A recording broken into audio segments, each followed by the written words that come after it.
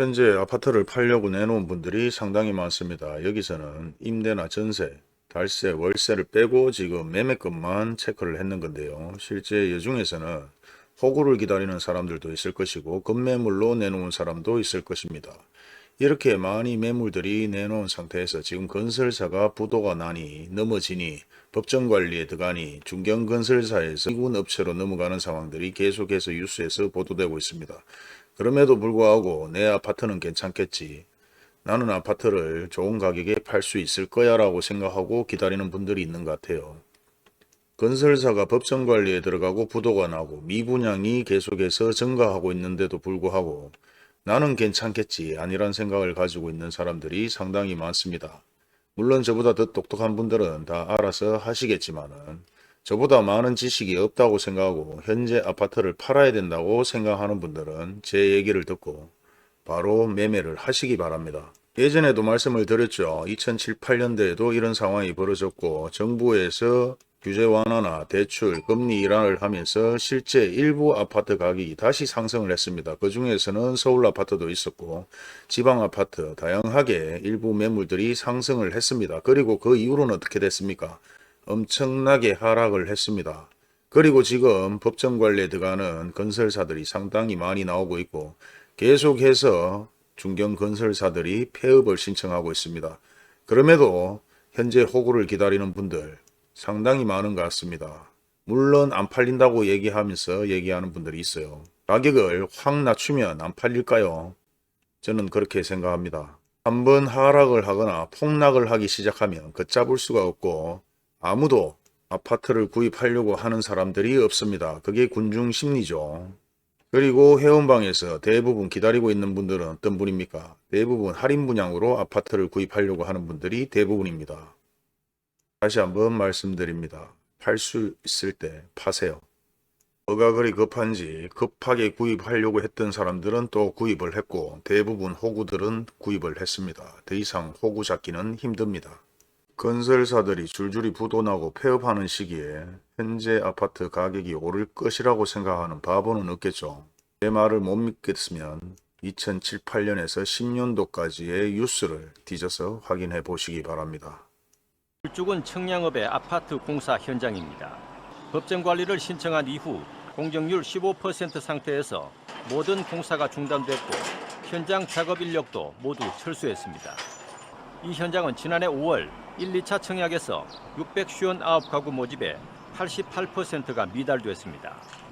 이후 중도금 무이자를 비롯해 계약금에 대한 이자 5% 지급 등 파격적인 조건을 내걸었지만 추가 계약자가 크게 늘지 않았습니다. 10대 건설사의 아파트 분양 실적이 작년 말 계획 대비 70% 이상 감소한 것으로 나타났습니다.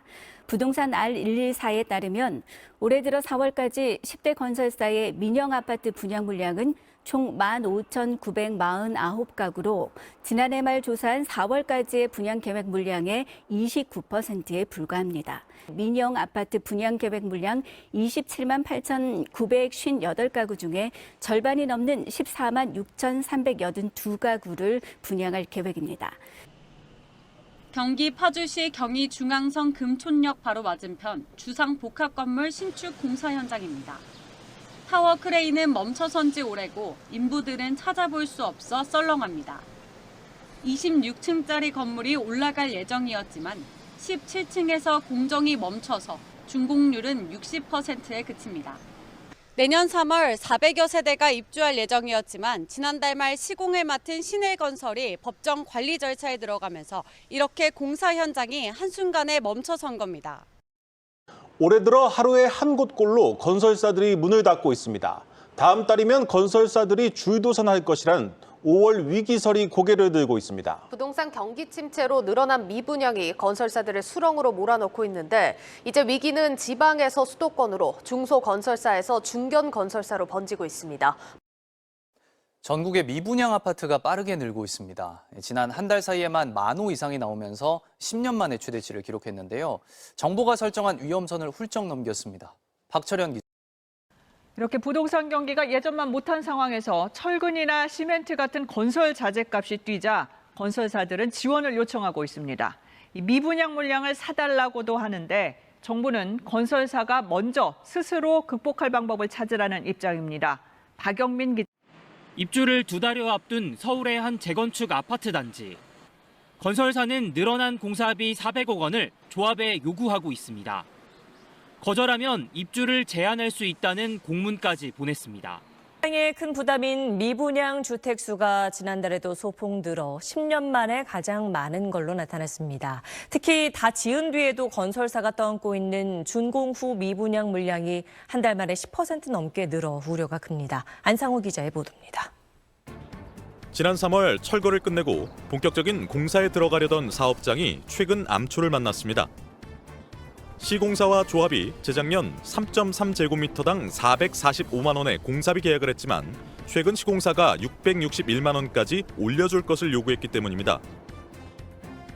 건설사 측은 오른 자재값과 인건비 등으로 어쩔 수 없다는 입장이지만 재건축 조합은 인당 2억 원에 달하는 추가 분담금을 용납할 수 없다며 계약을 해지하고 새로운 시공사를 구한다는 방침이어서 공사가 진행돼야 할 땅은 그대로 방치돼 있습니다.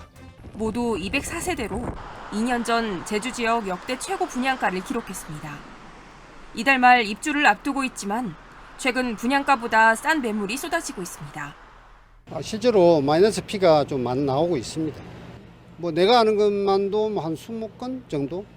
값을 깎아준다고 해도 분양이 잘 안 되고 돈줄이 막힌 건설사들이 줄줄이 위기에 빠질 수 있다는 전망도 나옵니다.